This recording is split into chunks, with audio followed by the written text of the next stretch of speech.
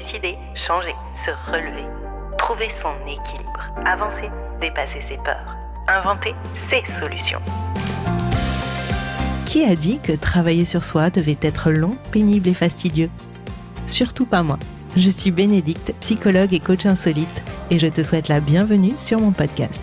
Ici, chaque semaine ou presque, je te propose de l'inspiration, des outils et des astuces pour construire une vie qui te ressemble. Tu viens ? On embarque ?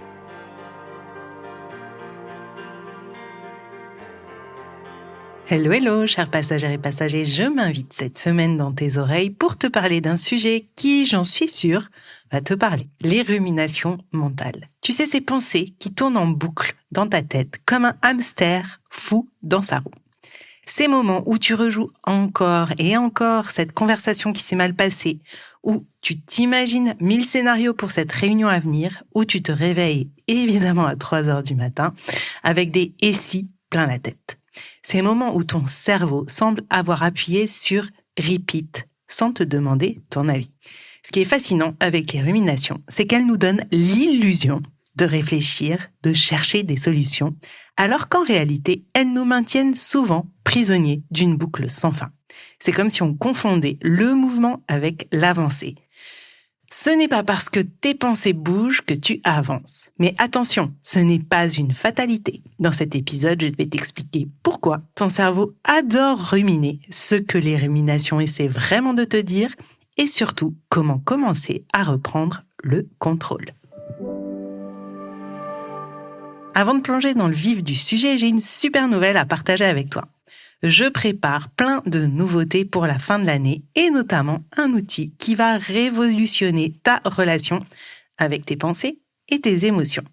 Il s'appelle le reset mental et émotionnel. C'est un peu comme avoir un mini bouton pause pour ton cerveau, un moyen de se sortir de ces boucles de pensées qui t'épuisent.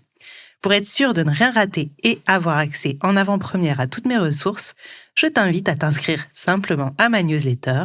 Le lien est dans la description de l'épisode. Mais maintenant, revenons-en à notre sujet du jour et commençons par comprendre ce qui se passe dans ton cerveau quand tu rumines. Imagine ton cerveau comme une forêt dense, avec des chemins qui se créent à force d'être empruntés. Plus tu empruntes un chemin, plus il devient large et facile à suivre. Eh bien, les ruminations, c'est exactement la même chose. Des autoroutes de pensée que ton cerveau a créées à force de répétition. D'un point de vue neurologique, c'est fascinant. Quand tu rumines, c'est principalement ton cortex préfrontal qui est suractivé. Cette partie du cerveau responsable de la planification et de la résolution de problèmes tourne à plein régime. Le hic, eh bien, elle tourne dans le vide, en tout cas très souvent. Comme une voiture au point mort qui consomme de l'essence sans avancer.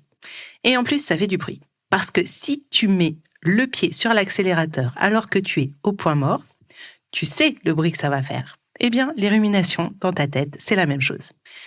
En même temps que ton cortex préfrontal, ton système limbique, le centre des émotions, est lui aussi en ébullition. Il envoie des signaux d'alerte à ton cerveau en lui disant « Attention, situation importante, il faut absolument résoudre ça ». C'est comme si ton cerveau émotionnel et ton cerveau rationnel se mettaient ensemble, se liguaient pour créer une tempête parfaite de pensées en boucle. Ce qui est fascinant, c'est que ce mécanisme a initialement une fonction protectrice. Ton cerveau essaye tout simplement de te préparer à tous les scénarios possibles, de trouver des solutions, d'éviter les futurs dangers. C'est comme un système d'alarme qui se serait juste un peu trop emballé et qui est un système de détection beaucoup trop faible. En gros, tu as un gardien ultra zélé dans ta tête et il veut tellement bien faire son travail qu'il finit par voir des menaces partout ou presque. Et plutôt que simplement montrer la garde, il te réveille toutes les 5 minutes pour te faire part de ses inquiétudes. Mais si ces pensées en boucle sont persistantes, c'est qu'elles essayent de nous dire quelque chose. Personnellement, j'aime voir les ruminations comme des messagers maladroits. Ils ont une information importante à délivrer, mais ils ne savent pas comment s'y prendre autrement qu'en frappant sans cesse à notre porte. Et si ça t'est déjà arrivé, tu sais très bien que quand quelqu'un est derrière ta porte et qu'il frappe ou qu'il sonne, parce que il a vraiment envie de rentrer et que toi, tu fais semblant de pas être là, eh bien très concrètement, tu sais que c'est très agaçant. Alors prenons un exemple concret. Imaginons que tu rumines sur une présentation que tu dois faire la semaine prochaine. Ton cerveau ne cesse de rejouer tous les scénarios catastrophes possibles. À première vue, ces ruminations semblent juste t'angoisser inutilement. Mais si tu creuses un peu, tu peux découvrir peut-être qu'elles pointent vers un besoin légitime de reconnaissance professionnelle ou une peur plus profonde de l'échec ou une peur de t'exprimer en public. Et ça mérite d'être écouté. Il existe différents types de ruminations et chacun a son message spécifique. Si on prend les ruminations tournées vers le passé, tu sais, les « si seulement j'avais dit » ou fait autre chose, « ah, j'aurais dû », « comment est-ce que j'ai pu être aussi bête ?» Eh bien, ces ruminations masquent souvent un besoin de contrôle ou un désir de réparation. Elles sont aussi présentes très souvent chez les gens un peu perfectionnistes qui sentent qu'une situation leur a échappé. Et puis, elles peuvent aussi cacher une difficulté à cacher cette imperfection, justement. Il y a aussi les ruminations orientées vers le futur. Et si ça se passait mal, comment je vais faire si je ne serai jamais prêt ? Celles-ci cachent généralement une peur de l'incertitude ou un besoin de sécurité. Elles peuvent aussi révéler un perfectionnisme qui nous pousse à tout vouloir anticiper, à tout prévoir dans le moindre détail. Les ruminations, pour les dernières, focalisées sur le présent. Je ne suis pas à la hauteur. Les autres doivent penser que je devrais être plus ou moins. Et ces ruminations sont souvent liées à notre estime de soi et à notre besoin de validation. C'est comme si chaque type de rumination parlait une langue différente. Mais toutes, absolument toutes, essayent de nous alerter sur quelque chose d'important. Un besoin non satisfait, une émotion non exprimée ou une peur non reconnue. La bonne nouvelle, c'est que tu n'es pas condamné à rester spectateur de ce petit théâtre de marionnettes mentales. La première étape pour reprendre le contrôle, c'est d'observer tes ruminations. Je ne le dirai jamais assez. Commence par observer.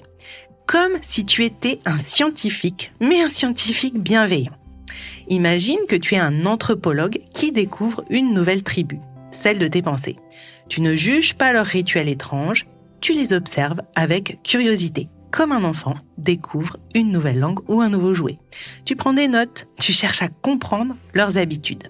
Je t'invite à noter à quel moment de la journée tes ruminations surviennent. Quel type de situation les déclenche, quels sont les thèmes récurrents, quelles émotions les accompagnent et comment ton corps réagit. C'est comme si tu crées une carte de rumination. Plus tu comprends leur schéma, plus tu deviens capable de les anticiper et progressivement de choisir une réponse différente. Cette observation n'est pas passive, c'est déjà une forme d'action. En créant une distance entre toi et tes ruminations, tu commences à reprendre le contrôle. Tu passes du rôle de celui qui subit ses pensées à celui qui les observe et peut-être choisir comment interagir avec elles. D'ailleurs, si ce sujet t'intéresse particulièrement, sache que mon prochain accompagnement, le bouton pause, avec cet accompagnement, nous irons beaucoup plus loin dans la compréhension et la gestion de ces mécanismes mentaux. Tu apprendras des techniques concrètes pour transformer ces ruminations, tes émotions et bien d'autres choses en alliés plutôt qu'en ennemis. Pour conclure, rappelle-toi que les ruminations ne sont pas une fatalité. Ce sont des messages codés de ton cerveau et avec les bons outils, tu peux apprendre à les décrypter et ainsi à reprendre le contrôle. C'est un peu comme apprendre une nouvelle langue. Au début, tout semble confus et incompréhensible. Mais petit à petit, tu commences à saisir des mots, puis des phrases, et finalement, des conversations entières. Cette semaine, je te lance un défi parce que tu sais à quel point je trouve important de passer à l'action. Observe tes ruminations comme ce scientifique curieux. Note les moments d'apparition, les thèmes récurrents. Ne cherche pas encore à les changer, contente-toi de les observer. Je suis certaine que tu vas avoir des surprises. C'est la première étape vers une relation plus saine avec tes pensées. Si certaines ruminations deviennent trop envahissantes ou anxiogènes, n'hésite pas à te faire accompagner par un professionnel parce que très concrètement, les ruminations qui tournent en permanence, ça peut devenir épuisant et tu risques de perdre ton équilibre et ton bien-être.